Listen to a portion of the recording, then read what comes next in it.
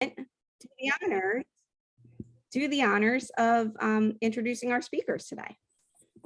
I'm unmuted, so this is very good. So good morning or good afternoon, everybody. And I got the opportunity to be on the road today, so I figured this would be a good opportunity to see a chamber member haven't seen in a while and catch up, but also give you the opportunity to introduce Adam and John for a talk that I actually previewed the other day. And I will tell you that sometimes when we do strategies for success, there's a part of the talk that you go, you know what, that doesn't pertain to me. I will tell you over the next 20 to 40 minutes, everything pertains to all of us. And the people who are missing out need to watch the video, because you're going to end up at the end of this, even if you work on computers every day or work on the internet every day or whatever it might be, you're going to be like, wow, I didn't think of that, or I didn't think of this. So, I'm very happy to introduce Adam Puharic, Puharic Associates, John Kalli from Trinity Worldwide. The topic today is 5 steps every business owner must take to win the cyber war. Probably should have just been 5 steps every person, every individual, every business, anybody who is sitting in front of a computer needs to know or needs to think about when it comes to cyber war. And it comes to, we had a conversation before, whether it be phishing or whether it be things. Every day we get emails, every day we have opportunities where we can destroy our computer or somebody else's server in a matter of one click. So I've done my introduction. I am glad to turn it over to Adam and John, and they're going to educate us as we go forward. So thank you, Phil. And I'm going to step off the camera because I'll laugh the whole time. No, I'm kidding. I'm going to ask you to thumb up if you can see that I'm sharing the screen. Can everybody see that I'm sharing? Thank you very much. And appreciate your time. I want to be efficient because we're all business people. So I want to get us back to work as soon as I possibly can. I'm Adam Puharic from Puharic and Associates. I am a proud chamber member of this chamber. So I'm grateful to be here. And I'm going to set this slide up so John can introduce himself. John. Sure. Good afternoon, everyone. I'm John Kalli from Trinity Worldwide Technologies. I started in a technology business many years ago, spent 18 years doing large company technology, all consulting work to Fortune 500 companies. After that, I did some independent consulting, management consulting. And then in 2002, in February 2002, started Trinity Worldwide Technologies. And basically the way we started it was to bring large company IT to the small businesses, because around 2002, that's when it started to get good. And since then, we've been pretty much rooted in the industries that are regulated, like medical, financial services. And then we also have quite a bit of business in the nonprofit and manufacturing spaces. Adam? Sorry, I had to unmute myself. Okay, here we go. So rather than do my bio, I'm going to, this is, look at that picture and imagine Adam coming to an epiphany. So the reason we're together, the reason why I asked the chamber to give me this time is because I came to an epiphany about cyber security, cyber insurance, and what all of us as small and medium-sized business owners were doing wrong. Yes, I practice in this space. Yes, I insure people just like you, but it was really over the last 24 months that things have changed. And I'm going to start with this slide, and John and I will do this together. So in December of 2020, I feel like something happened in the cybersecurity world that changed the game and turned it from cybercrime to a cyber war. CNA Insurance Company, one of the largest global insurance companies on this planet, was hacked. Their entire customer system was knocked down for over 30 days. They didn't even know who was actually insured with CNA. I am a CNA agent. Agents like me were told that if there was a claim, well, Adam, if you think there's coverage, we agree, we think there's coverage. and go ahead and just start the claims process with them and we'll honor it. When renewals were coming during that 30-day period, CNA called me and said, Adam, just kind of make up a number with like a 2 to 4% increase and we'll honor whatever price you come up with. This was a global insurance carrier worth billions of dollars, and they did not have access to your policies. It really changed my mind on what was happening. John? Yeah, so, there's a significance to these three that we're presenting. One, CNA being a cyber liability insurer. The next two, SolarWinds, is actually a software product that companies like mine use. I don't use SolarWinds, but a lot do, to manage their customers' equipment. So it makes it easy for us to connect to you, solve problems, and control your PC. Well, if you think about it, that was a pretty significant thing, because if they could hack SolarWinds, that means that they'll have access to all of the customers. It gives them access to many companies just by hacking that software. So that's the significance of that. It gives them privileged access, and even government agencies, they were able to access through the SolarWinds hack. The next one is Okta, who's an authentication company used by thousands of companies around the world just to authenticate people. So it's, again, government and thousands of large organizations around the world use it. So that's the significance of these three hacks. And there are many more. Every day you can go and Google, hacks or, breaches, security breaches to large companies or even small businesses. And you'll see many, many articles every day, which is the whole reason that we're bringing this to you, because we feel that it's important for every business to be protected. They're looking for the low-hanging fruit, and small businesses are low-hanging fruit because they usually don't have the protections that large companies do. So there's one thing that happened this year for me that really crystallized it in my mind why I want to talk to the small business community. And I titled this slide, Insurance Alone is Not Enough. And it started happening to my customers, many of which were businesses just like yours. 25% of my policy base of cyber liability customers in Hiscox and Beasley, two large industry-specific carriers who deal specifically with cyber liability, were non-renewing their policyholders, not because of claims, not because their policyholders did anything wrong, but because the carriers themselves had misjudged how much money and how much risk there was out there in the small business community in cyber. Another thing that happened, which affects all of us dramatically, is cyber used to be a kind of policy that you would roll onto your other coverage, and you didn't think one thought of it. When your agent talked to you, they just said, oh yeah, you got 50,000 of cyber, it's built in. Well, then all of a sudden, in the last 24 months, it went to a 1-page questionnaire, a 3-page questionnaire, a 5-page questionnaire with a supplemental for ransomware.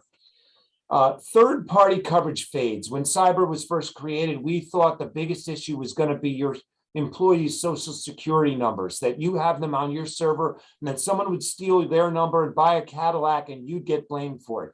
It ends up that's not what's happening. Instead, we're talking about the rise of ransomware, software and evildoers that specifically target my little insurance agency, hack into my agency, shut down my customer management software, and then force a ransom out of me. Because while Denise's social may be of value to her, and we could argue about what Denise might be willing to pay for her, get her social back before you buy a Cadillac on Denise's social. One thing we can't deny, Adam Puharic, if his customer management software dies that second, if it shuts down that second, he's got to do whatever it takes to get it back up.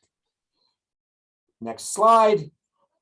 Quick deep dive for you into how this has changed for all of us. This is a typical questionnaire that I am now sending to my customers. It talks about things like endpoint protection and response. It talks about MFA, and that's not a curse word, though some might consider it a curse word. It's multi-factor authentication.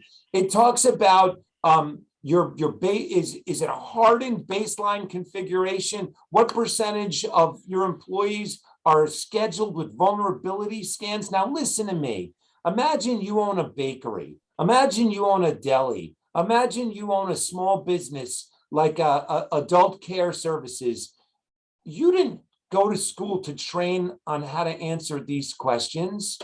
So now all of a sudden you're being asked really specific, technical. And by the way, this questionnaire was delivered to a surveying firm. So guys and gals who go out in the woods and they take pictures and they measure things, they had to answer these questions, which leads us to slide 7. John, I always forget, is this your slide or my slide? That's your slide, but I'll comment on it when you're done. Go ahead. Okay, yeah. So this really helped me to understand, and the reason why I asked the chamber to bring us together is what I want to make clear is since the pandemic and the government enforced lockdowns, and then add to that the things that have been happening in Russia and Ukraine, that our businesses, all of our businesses, in fact, Danielle started the conversation by talking how the chamber is going all virtual. I want to make clear to each and every one of us that your core business operations have actually changed. I am no longer an insurance agency. I'm a technology firm that sells insurance or utilizes technology to deliver insurance products to my customer. But I cannot remove the word technology firm from my operations anymore.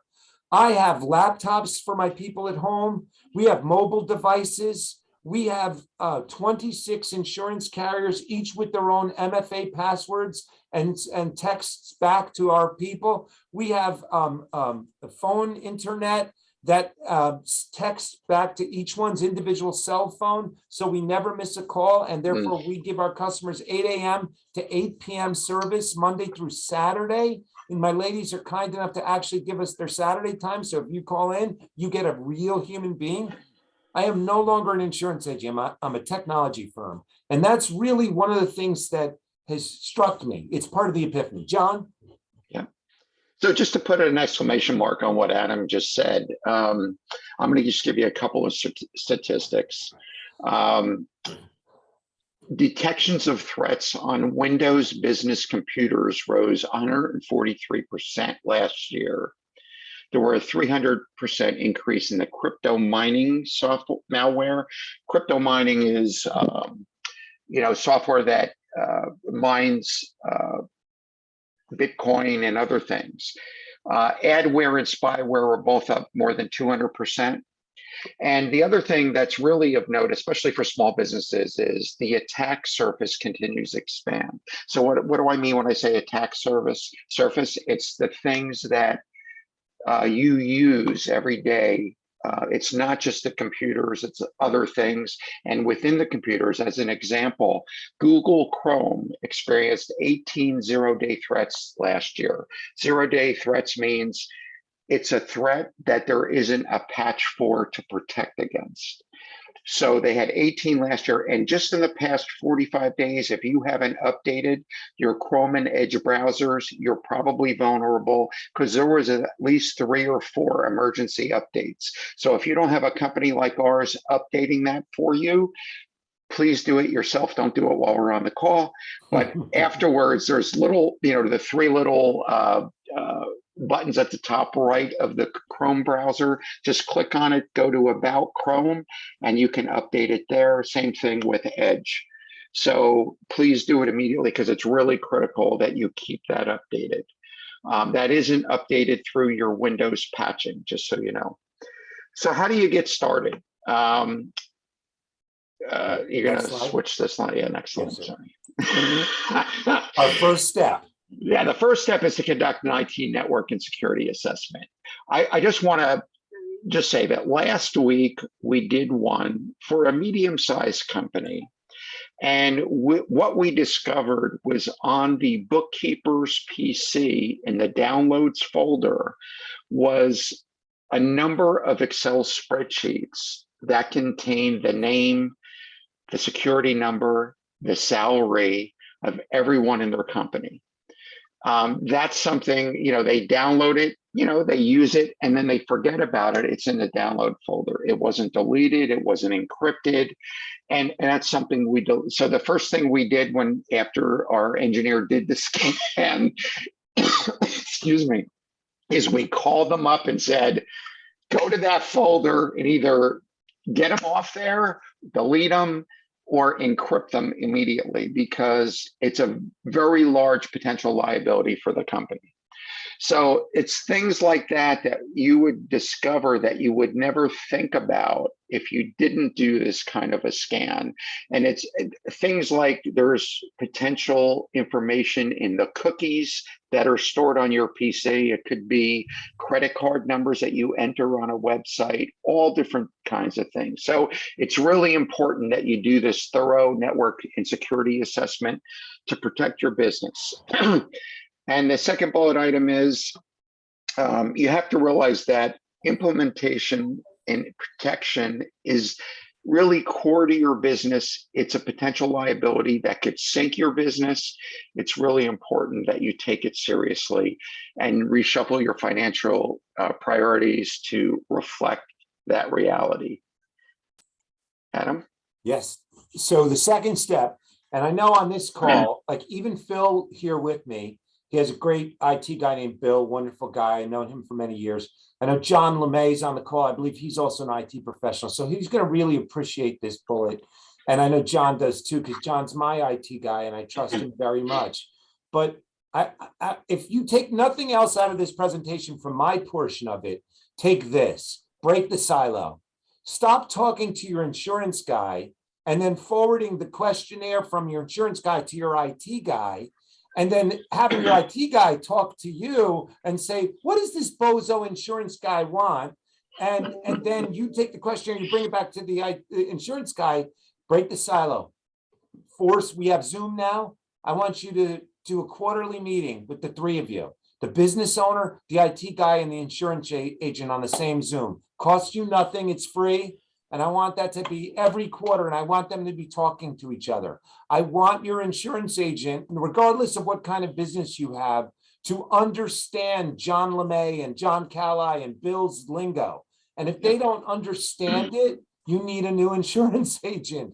The time of having an insurance agent, he's really good at car insurance. It's over. Cyber is probably the #1 risk profile of 90% of small business in America these days. And it's actually become probably the single most important policy you own. And then review key critical questions. When your insurance agent presents you with a questionnaire, it is no longer a questionnaire where you, the business owner, have the option of answering yes or no. The questionnaire is actually, if it's not answered 100% of the time yes, they will pull your cyber coverage. So the questionnaire is no longer a questionnaire. It's a dictate. It has to dictate your actions and your activities. And as a business owner, it is time for you to embrace that delegating this responsibility is no longer good enough. John. So, besides the technology things we can put in place, we do training, cyber awareness training for our customers. Things like how to create passwords that can't be hacked. Everybody's used to and have been trained over the years to say, oh, you need an 8 or 12 character password that's complex and that'll keep you safe. That doesn't keep you safe any longer. The technology cracking software has gotten so good, it can crack an 8-character complex password in about 15 seconds. So what you really want to do is you want to create a passphrase that's long and length is the key. And I'll get into that a little bit more later. Business password managers, you want to give your people a tool to be able to store these long passwords that are different for every site they access. Adam mentioned that before, that he has different passwords for every site. You don't want to store them in an Excel Excel spreadsheet on your computer, name passwords, especially because if it's name passwords and somebody gets into your PC, what do you think they're going to look for? So you really want to keep it in a password manager that's encrypted. The other thing I do training on is the business email compromise, how to identify fraudulent and spoofed email, and how to best protect against ransomware. And finally, what is zero trust and why it's effective. I'll get into more about zero trust security in a few minutes. Adam? Okay. John. Oh, that's mine. Okay. Sorry about that. No problem. So what are the key technologies to implement? And these are the technology things. One is multi-factor authentication. And that's, everybody must know about that now. It's, when you try to log into your bank, they want to send you a code that you have to type in and then send out. A couple years ago, we turned remote access off on all of our customers unless they agreed to implement multi-factor authentication. It is the #1 way that hackers can get into your systems. So if you're remotely accessing your business systems from anywhere outside the office, you want to implement multi-factor authentication. That's something we do for all of our clients. The 3-2-1 backup solution, meaning 3 different backups, places on 2 different kinds of media with at least 1 offline. That's really key, because if they have access to your online systems and Sorry about that. That's okay, and they can infect them if it's offline. In other words, they call it air gapped or offline. It means that they can't get to it because it isn't on you can't access it remotely. Least privilege access to files. That's something we do for every one of our clients. A lot of our clients come to us and say, oh, all of my employees can have access to everything. I really trust them. It's not a matter of trust. It's a matter of if their credentials get compromised and they're able to log into your systems, that means that they will then have access to everything. So really what you want is, and what this is all about, is just giving people access to files that they need to do their job. And that's really a critical concept as well. Because if there is a breach, if somebody's credentials are exposed and used, it really limits the hackers on how much information they can get. Endpoint detection and response, could be a antivirus program that's a little bit more complicated, and it gives you a way to respond to different detections that it does, and that's something we provide all of our clients as a basic. Phishing simulation and cybersecurity awareness training, something else we provide to our customers. We send out phishing simulation to all their employees and they report back monthly on who clicked on what. We also send around little training bites, three-minute training bites to keep their people aware of the different things they need to look for. Data encryption on mobile devices and backups. Everyone has a cell phone. They're really small computers that contain a lot of information about your business. We want to make sure that they're encrypted. If you lose one, you want the ability to remotely wipe it, so whoever picks it up can't get into it. And the same thing with any backups. If you're backing up to anything local, we want to make sure that they're encrypted backups. So now I'll talk a minute about zero trust security. Everybody may not have heard about this, but in my opinion, this is going to be the #1 thing in about a year or so. It's going to catch on, and it's going to be the #1 thing that every business is going to be required to do if you want to be cyber insured. And the reason is because it's what it says. You have zero trust on anything that runs on your computer unless you allow it. You can think of it as a application whitelist, or you can think of it as, you have to approve everything that runs before it does. But we have a way of collecting information on your systems.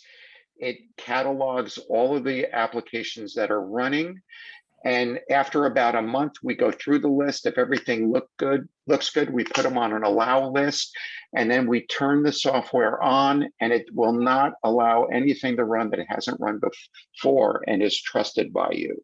And that, if you think about it, that's a pretty great concept, because most viruses, most malware is an executable file. And if it tries to run either on its own, or if you click on something, it won't be allowed to run, because it's not something that was allowed by you to run before. So that is really going to save the insurance companies a lot of money, because most of the issues that they run into or have to pay out on are things that execute and hack into your system. So this is a concept. You really want this zero trust security as part of, I think it's more important than even antivirus. That's how critical it is. You really want to get your IT company or your provider or your IT department to implement zero trust. It's really, really key to your business, and is going to become more so as time goes on. So before I move on to the next slide, when John and I put this presentation together, we said we wanted to provide value to people that gave us their time, that were respectful and sat in and listened to us. So that slide right there, if you have a business that you want $1 million cyber liability limits, you want to carry a $1 million cyber liability policy, within the next 12 months, if you're not doing at least the first 6 steps right there, you will not be able to find an insurance carrier willing to give you $1 million limits within the next 12 months. So for any business person out there, I'm sure the chamber will give you access to the slide presentation afterwards, but you take this slide to your IT person and you point to those 6 things and say, I don't want to do this, but I'm going to have to start doing all of these things within the next 12 months. How do we make a plan? How do we get from here to there in a reasonable way that I can afford in the next 12 months? And so next slide for me. And it's a perfect way to segue into the next slide, because for me, the next slide is a summary of the first 4 steps, and it's embrace the change. If I leave you with nothing else today, it's the idea that just saying, oh, I've got a policy, just saying that, oh, I've got a John Kalli or a John LeMay or a Bill, that's not good enough anymore. You, as the leader of your organization, need to make cybersecurity an active part of your business management, like you do personnel, like you do paying your taxes, like you do doing your payroll. It is that important. It has become a critical operating strategy that you must overcome. You must make your business a hardened target.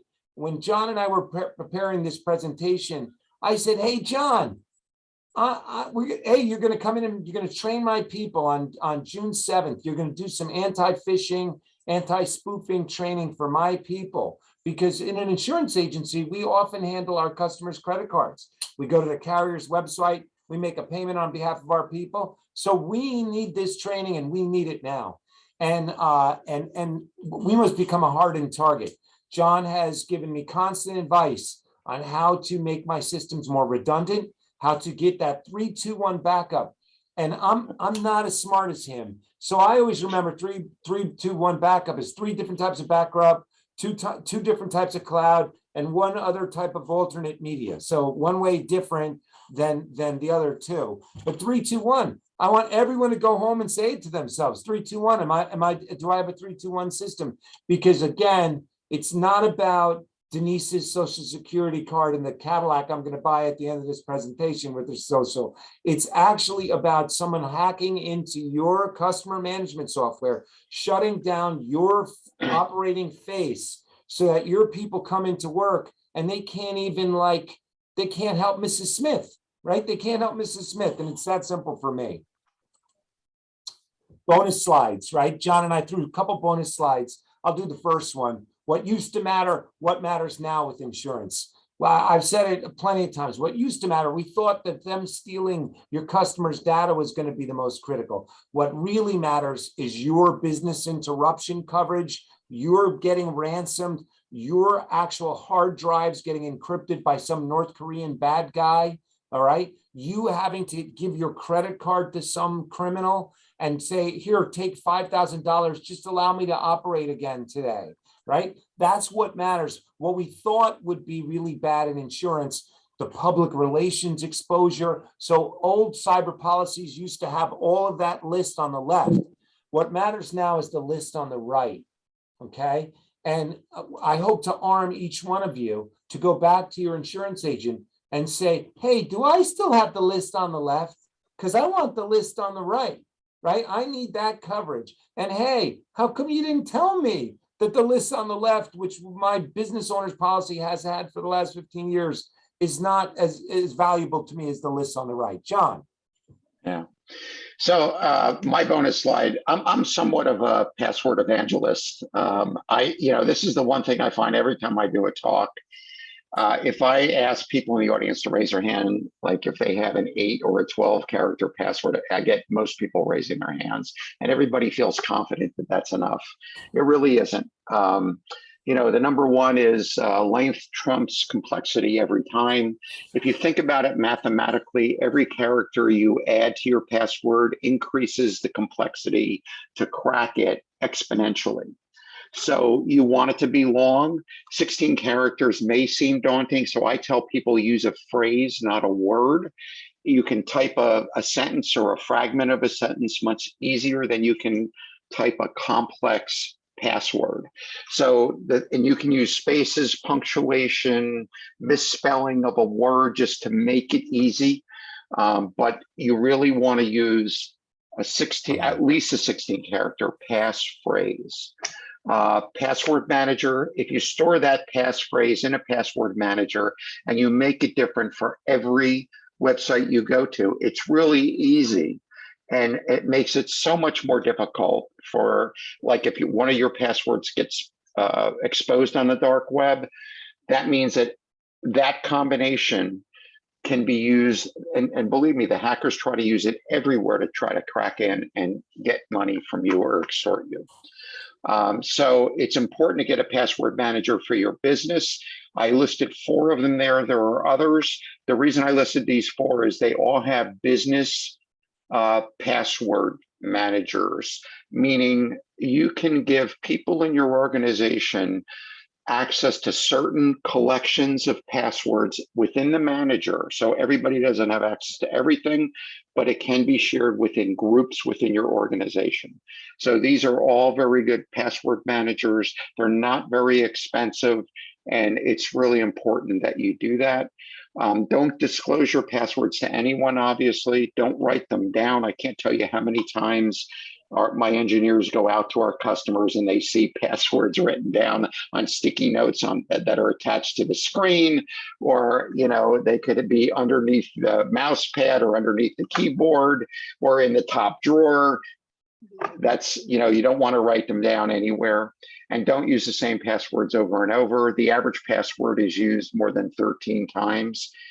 So don't do that. And don't allow your employees to use their personal passwords for business. I tell all the business owners this: if their personal stuff gets hacked, you don't want them to use it for business. So please make sure that you make a policy within your company. Personal passwords are not to be used by business. It's hard to track, but make it important for them. And that's it. John and Adam, we thank you. We really appreciate and respect that you guys sat through the presentation, and we hope we added value to you. And if I could leave you with one last thought, it's that you need to take an action. You need to take an action today. You need to really question, and it's no disrespect to your IT professional or your insurance agent, but allowing it to be on autopilot without you being an active participant, those days have to end. And that's what I'd hope you take away from this. Yeah. Thank you. Thank you so much. Very informative. Does anybody have any follow-up questions they'd like to ask? I always suspect, I build websites first. We see a lot of hacking attempts, and they come from Russia, from Romania, from China. I sound like a conspiracy theorist when I tell my clients about, Not to me. So hearing you say that was very, I mean, I knew that it was correct, but hearing a professional say, I wish more people would take it seriously. We do use LastPass. I've been telling people use 14 character passwords. That's what I read a couple of years ago, but as the technology gets greater, eventually we'll probably need 50 character passwords. So I'll start telling them 16 now. Yeah. And make it a phrase. That's important. That's really the key to making it easy for users. Yeah. I mean, so many of us, me too, think our business is too small. The hackers are going to pass us by. They're going to, but the ransomware has made the collection of $5,000 credit card ransoms a thing, right? So they can get to me and they can say, well, he's not worth that much. We'll just get $5,000 out of him. And they move on, right? And that's what made every single chamber member here that's represented by the Greater Tom's River Chamber is vulnerable to these types of attacks now. Yeah. I have a follow-up question. So something like we're now implementing a CRM in our organization. So the security, is the security on them?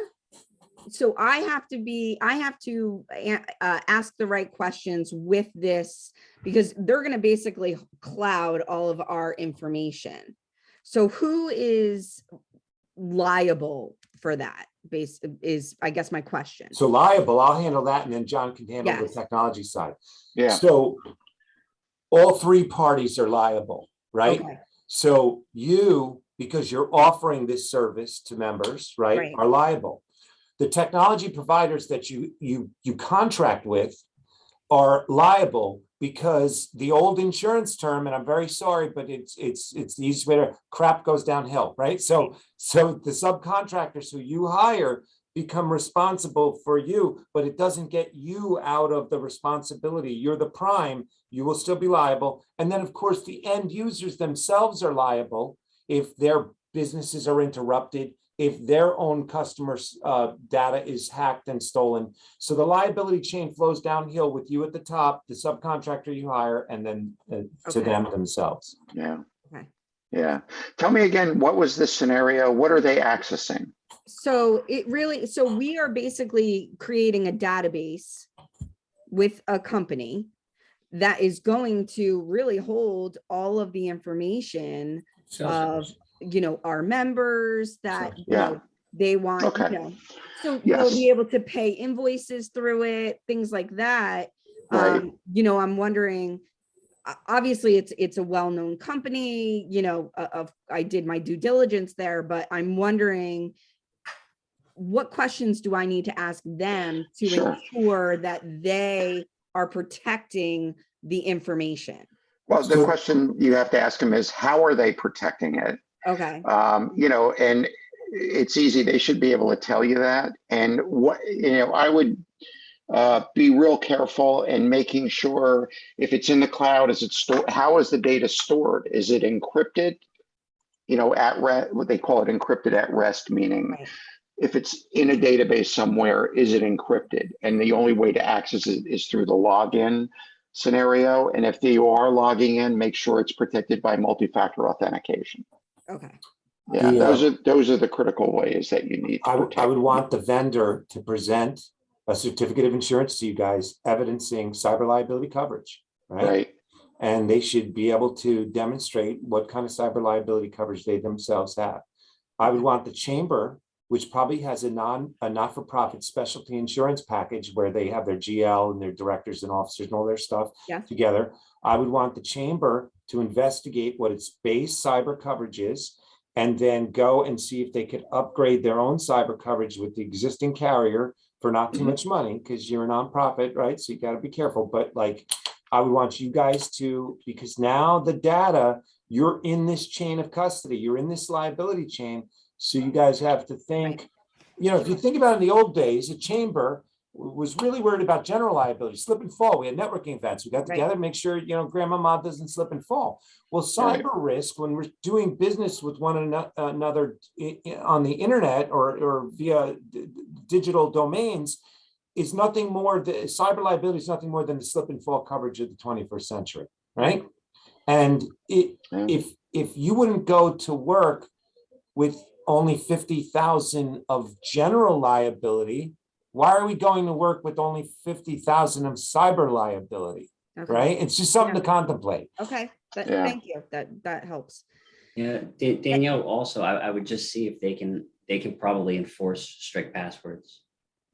Okay, Make it Yeah. yeah, okay, thank you. Any other follow-up questions? I just want to share something. Yes. Yesterday I got a really disturbing phone call on my cell phone, and I usually don't answer it, but for some reason it was an unknown number. It was from Point Pleasant Beach. I answered it. It was somebody saying that they were a collection agency, that I had opened up a credit card account with Capital One back in 2005 for almost $20,000. And I haven't paid it yet. And now with interest, it's up to like $22,000 or something like that.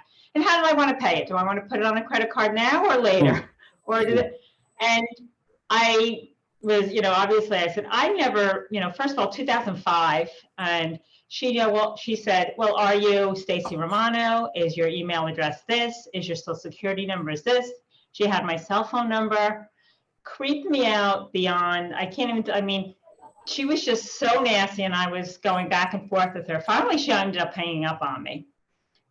So I obviously went home last night. I locked all my credit scores and my credit reports, the 3 Experian and all that. But I mean, it just, now I'm really nervous because they have all that information on me. Yeah. It's very easy to get. And, we do a dark web credential scanning for all of our customers that want it. And it's amazing how much information is on the dark web about you. You can just Google yourself and see, but that's not going to give you the dark web stuff, but you can just see how much information is available, about Yeah, you. but I guess there's no way of us protecting ourselves. Now they have my social security number, and God knows There what really they'll do isn't. next. Yeah, I there will. really isn't. I'll tell you a just quick anecdote about a local chiropractor, one of my beloved insured clients. I've had their practice for 15 years. So so they get hacked, and they have, they're obviously their medical client data on the server. And what these bad people did was they didn't want the data. They just locked up the server so she couldn't get her own files on herself. Right. So that they weren't trying to steal Phil's or Adam's, medical information. They just want to make sure the chiropractor couldn't practice. Right. And they damaged hard drives. They destroyed computer equipment. And so like that, thank God she did have a good insurance agent. I'm just saying. But anyway, so it was like a $38,000 claim. $38,000 to buy new hard drives, to have a great IT professional from Trinity come in, get her back up to bed.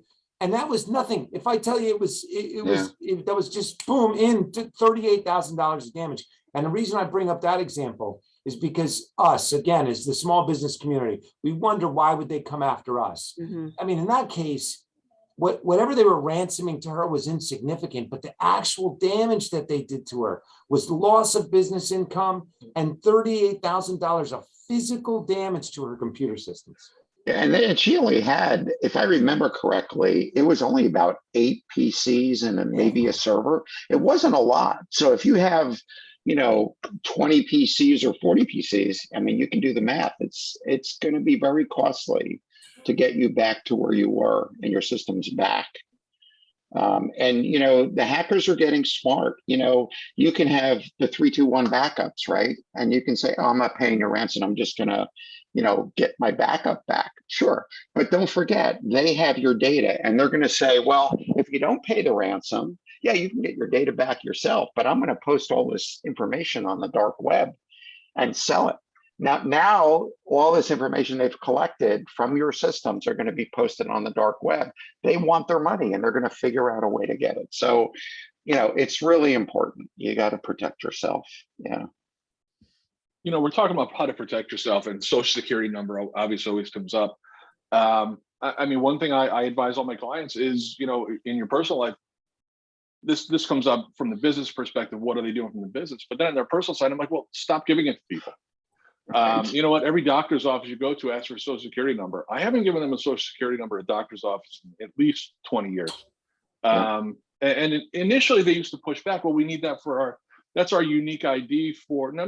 That's not a unique ID. That's my personal social security number. You come up with your own numbering scheme for your records. Yeah. You're not going to use my social security number as your unique identifier in your system to expose me to these types of things. So it's important to protect your information. Just say no. You don't get that. Here's the information I will give you, and if you don't want me as a client or patient, that's fine. Right. Someone else will.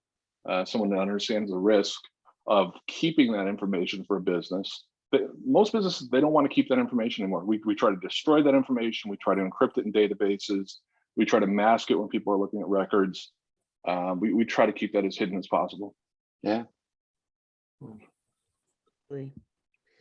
Well, thank you both so very, very much. I appreciate that. And Adam, I grabbed the PowerPoint, so we'll be sending that out as well to all the people who registered and attended, but also the people who registered and couldn't attend.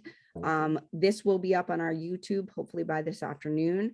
And it's just an important topic, and thank you for bringing everything to light for us. I think that's all that we have right now. If you could join us tomorrow morning at Member Connect at 7:45, we have 50 plus, almost 60 people registered, I think, maybe even more. So it's going to be a great morning of networking.